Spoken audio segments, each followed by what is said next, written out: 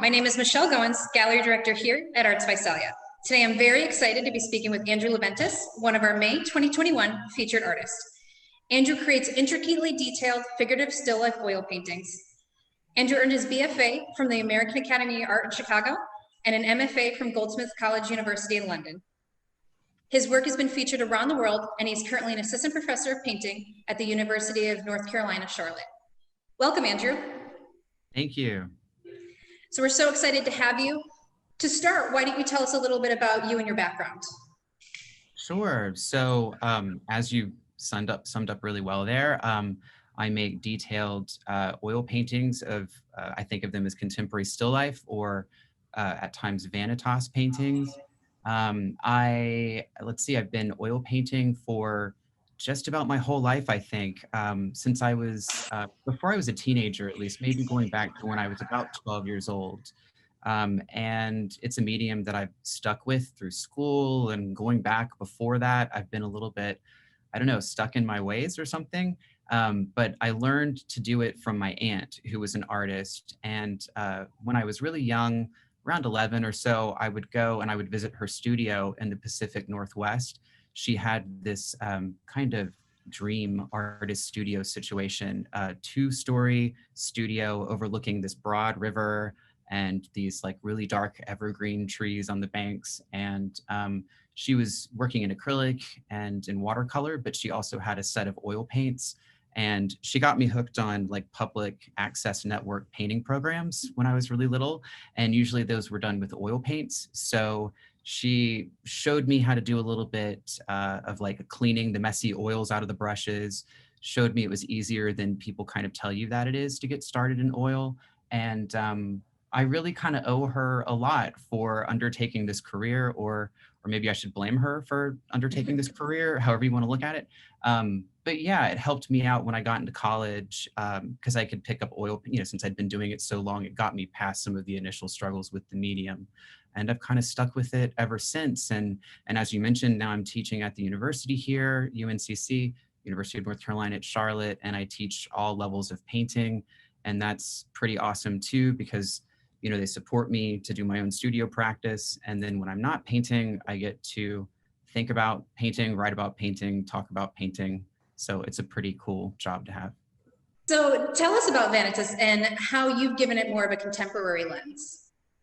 Sure. So with Vanitas painting, I really think about the newest work that I'm making as Vanitas paintings, but I'm glad that you pointed it out just now, because with the series that I'm showing at Arts Visalia, it's also really Vanitas in a sense, I think. But the newest series that I'm working on, it's of interiors of refrigerators. And the refrigerator doors are open, and so there's bunches of food items that are stocked up. And that series was exploring what life was like at the beginning of the pandemic when it hit back in March of 2020. When everybody was feeling this urge to stock up because they were fearing food shortages. And, there was this sense that was kind of like Y2K, like you need to stock your stuff up now while you can. And we have, my father-in-law was telling us that we should even buy like a second freezer so we could stock even more up in case we really ran into food shortages. So I'm in the middle. I have about 4 paintings done of that series, and I'm shooting for 10, hopefully 10 overall. And I'm thinking of those as contemporary Vanitas paintings because they're about preserving things that are important to us in life. And they kind of refer back to the 17th century Dutch still life paintings that are in the Vanitas tradition, that is all about holding on to the things that matter to you in the world. So in those paintings, in the traditional paintings, you would see images of food. So lots of food. You would see wilting flowers, things that are decaying, but then you would see a lot of like earthly possessions that are kind of vain earthly pursuits. That's where it gets the name Vanitas from. And so with the refrigerators, I'm also trying to make depictions of food and perishable items that people want to make last forever. But I like that you pointed out, it also kind of has to do with this inner life series too, because a lot of these paintings are from subjects that are from inside house museums, from museums. And they're also things that people are trying to hold on to and make last forever, even though nothing ever can quite last forever. So yeah, I think Vanitas applies to these as well. So thanks for pointing that out. Yeah, absolutely. So you mentioned the title of the show, Inner Life. So what does that title mean to you in this body of work? Sure. So I guess I thought of the title Inner Life because a lot of the paintings have to do with solitude. Subject matter is the interior of a lot of houses, a lot of historic homes. And, you know, they're kind of isolated scenes. Sometimes like in the painting behind you, you know, you're kind of looking into a mirror and you're in a solitary space, you're alone in the room. So it kind of refers to the interior spaces of the rooms. But then really there's two series that are on display in the show that's currently up now, because I'm also painting from film stills a little bit.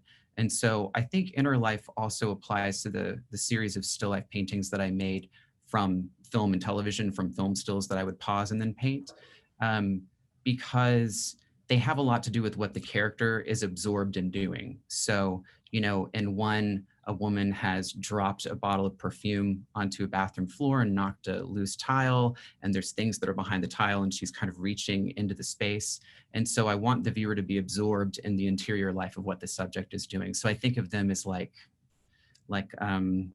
kind of interior psychological spaces. So yeah, I think it applies that way. Fantastic.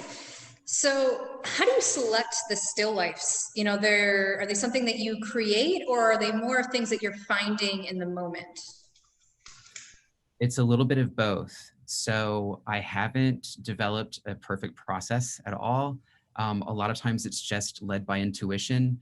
You know, there's times when with the film still lifes, you know, maybe I'm sitting on the couch with my partner and we're watching TV and I just kind of see something that captures my imagination and it makes me want to paint it. I don't know, there's some kind of impulse there.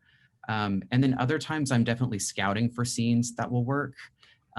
With the museum interiors, you know, I would, sometimes it would be led by research and reading. And so, you know, with the one behind you on the left there, that was an interior still I've seen from the Dennis Severs house in London.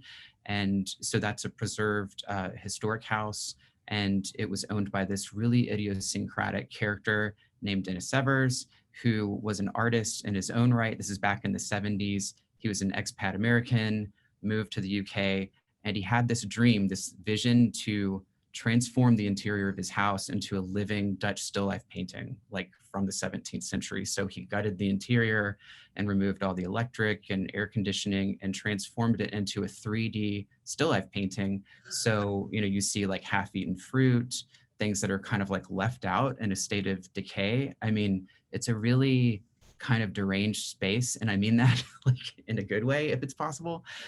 So with that, you know, I was intrigued by the story and I wanted to learn more about the character in the museum.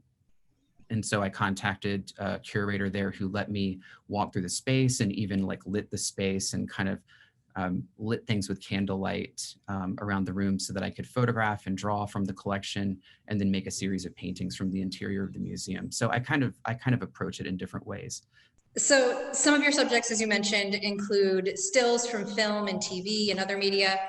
So where are you deciding to pull that media from? Is there a process with that as well? Are you looking at things that are contemporary or maybe some of the older materials? Can you tell us more about that? Sure, it's kind of an array. So there are things that are just pulling from pop culture. Sometimes it's just whatever's on the TV, and I'm sort of inspired to draw it or paint it.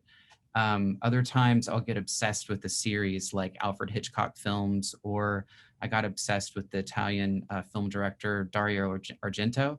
And so I made a series of paintings about the film Suspiria. And then I was really excited to see like the new version of Suspiria that came out recently, kind of compare it. So sometimes I'll get obsessed maybe with like a horror flick or something, and then I'll do a series of paintings from that. Um, However long I can work with it and stay interested in it. I mean, it has to be something that definitely intrigues me enough to spend a long time with it. You know, if it loses my interest after a couple of minutes, then I definitely won't be able to spend a month with it, because some of the larger paintings can take nearly a month to complete. It's a pretty slow process. So it has to be something that I feel compelled to paint. Yeah, for sure. All right, well, thank you so much, Andrew. We truly appreciate you taking the time with speaking us today. It's been fantastic. We are so excited about this show. These paintings are absolutely gorgeous. Thank you so much for letting us showcase them. Thank you so much. And I hope to visit in person someday.